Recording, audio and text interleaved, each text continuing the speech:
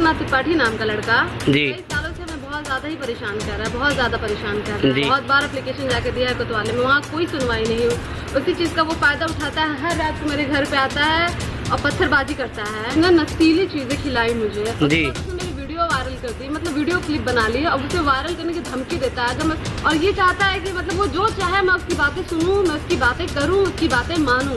ये कहता है कि अगर तुम अपनी बातें, अगर तुमने किसी से जाके कहा मेरी कोई कंप्लेन कर दूंगी तो तुम मार्केट में निकलोगी, तुम पे तेजाब फेंक दूंगा, तुम्हें मार दूंगा। इसके बाद में आप ये FIR दर्ज करूंगा, लेकिन हमें जहाँ तक उम्मीद है कि ये FIR दर्ज करेंगे या नहीं करेंगे लोग, अब मेरे को समझ में नहीं आ रही कि मैं क्या करूँ। ये चाहती हूँ कि मुझे न्याय मिले, कि मेरे साथ हो रहा है कल ये औरों के साथ होगा। योगीराज में सुरक्षा व्यवस्था चाहे जितनी कड़ी कर दी जाए, लेकिन मनचले अपनी हरकतों से बाज नहीं आएंगे।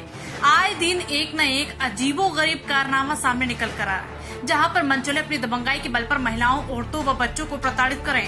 एक ऐसा ही मामला जनपद गाजीपुर से सामने आया, जहां पर मनचलों ने मर्यादाओं की सीमा को पार कर दिया और उसे प्रशासन का भी डर नहीं।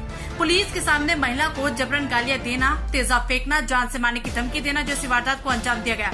जी हाँ, हम बात कर रहे हैं गाजीपुर के सागर थाना की, जहां पर पीड़ित प्रीति यादव का कहना है कि दिनांक 24 मई 2024 को मेरे घर के सामने आदित्यनाथ त्रिपाठी लगभग रात 11:30 बजे के आसपास मेरे घर के सामने आकर गाली गलौज करने लगा, अभद्र भाषा का प्रयोग करने लगा, जान से मारने की धमकी देने लगा और घर में जबरन घुसने की कोशिश करने लगा। प्रीति यादव का कहना है कि आदित्यनाथ त्रिपाठी एक दबंग किस्म का आदमी है जो गलत इरादे से मेरे व मेरे परिवार को परेशान कर रहा है। उसी रात प्रीति यादव ने 112 नंबर डायल करके पुलिस को सूचना दी। पुलिस के आने के बाद भी आदित्यनाथ तिवारी अपनी हरकतों से बाज नहीं है और प्रशासन की सुरक्षा व्यवस्था को चुनौती देने लगा। मामला यहीं पर खत्म नहीं हुआ, मामला और बढ़ता गया। फिर रात में 1 बजे पीड़िता प्रीति यादव ने सदर कोतवाली में जाकर प्रार्थना पत्र दिया तथा मनचोले को पुलिस ने गिरफ्तार तो किया, लेकिन कोई कार्रवाई नहीं की। अब आपको बताएं कि पुलिस पीड़िता प्रीति यादव को गुमराह कर रही है और आजकल का बहाना बना रही है। प्रीति यादव का कहना है कि मनचोले लड़के आदित्यनाथ त्रिपाठी के पास एक प्राइवेट वीडियो है जो उसने पानी में नशे की गोली देकर स्कूल के टाइम में बना लिया था और अब वो बार बार उस वीडियो को वायरल करने की धमकी दे रहा है। आज का कहना है कि मेरे परिवार को मानसिक रूप से प्रताड़ित किया जा रहा है। इतनी कहानी सुनकर आपको तो समझ में आ ही गया होगा कि आजकल किस तरीके से लड़कियों को प्रताड़ित किया जा रहा है। जहां एक तरफ सुबह के मुखिया योगी आदित्यनाथ द्वारा चलाई जा रही योजनाओं को नकारा साबित हो रही है। मिशन शक्ति, महिला सशक्तिकरण, बेटी पढ़ाओ बेटी बचाओ जैसे अभियान को इन मनचले लड़कों ने बर्बाद करके रख दिया।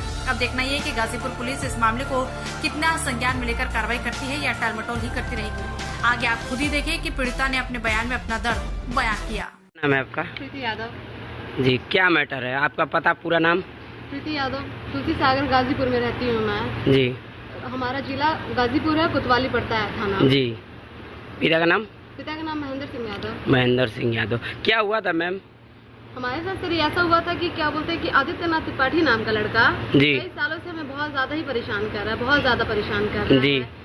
उससे लाख मना करने के बाद भी सर हमने बहुत ज्यादा एप्लीकेशन, बहुत बार एप्लीकेशन लिखा है, बहुत बार एप्लीकेशन जाके दिया है कोतवाली में, वहाँ कोई सुनवाई नहीं हुई। उसी चीज का वो फायदा उठाता है, हर रात को मेरे घर पे आता है और पत्थरबाजी करता है।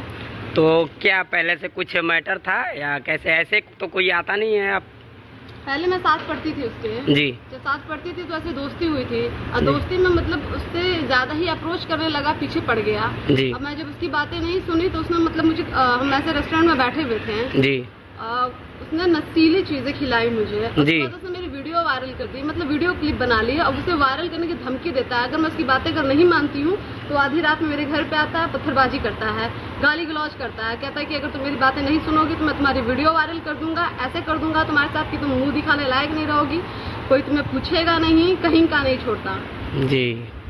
तो इसकी सूचना आप कहीं दी है? इसकी सूचना मैंने कोतवाली में दी और बहुत बार जाके एप्लीकेशन दिया। मेरे पास डेट तक याद है मुझे कि मैंने कितने बार एप्लीकेशन जाके कोतवाली में दिया है। तो क्या कहना चाहती हैं इसके, मतलब कब आया था वो आपके घर और क्यों आया था, किस मकसद से आया था, ये बताइए। सर वो मेरे घर आया था करीबन 23 तारीख थी उस दिन जी, 23 मई जी, रात को करीबन 11 बजे आया था जी। 11 बजे आया था और आने के बाद उसका मकसद यही था कि मैं उसकी बातें नहीं सुन रही थी, इस वजह से वो आया।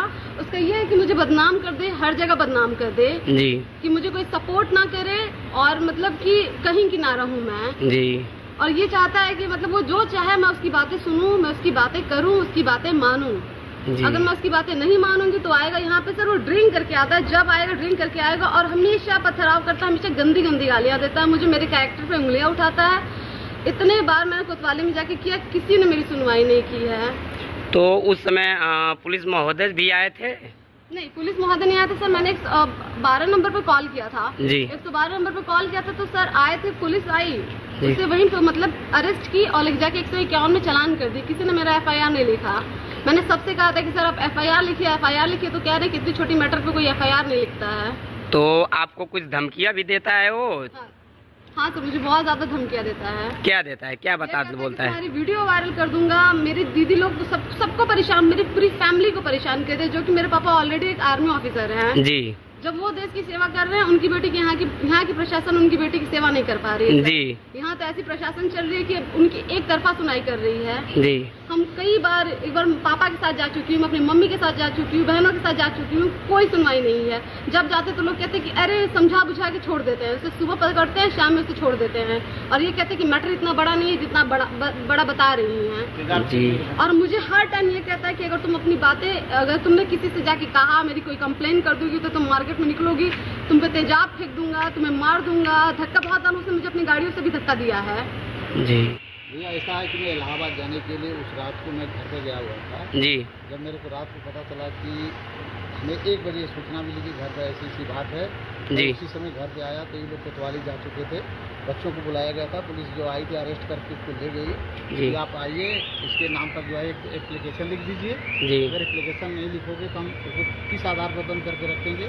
तो जब हम सुबह गए 9 बजे के करीब बुलाए थे जी। जब वहाँ गए तो उन्होंने बोला कोई इतनी बड़ी केस नहीं है, ये है वो है, जबकि इस बंदे पर जो है पहले से 376 धारा लगी हुई है, उसका जो है चार्जशीट लगी हुई है, लेकिन कहीं न कहीं से अपना अप्रोच लगा करके स्टे ले रहा है जी। हाई कोर्ट से भी बच्ची को गुमराह करके बीच में अपने फेवर में लेकर के तुम्हारे ये करा दूंगा वो करा दूंगा, तो वहाँ से स्टे ले करके फिर उसने अपना सामने जी स्टे ले लिया, जिसकी वजह से उसकी गिरफ्तारी नहीं हो पाई। और बाद में उन्होंने कोतवाल सर से मैंने बात किया तो उन्होंने बोला भैया देखिए अभी व्यस्तता है, आपकी FIR दर्ज हम करेंगे लेकिन अभी नहीं करेंगे, थोड़ा 1-2 दिन रुकिए।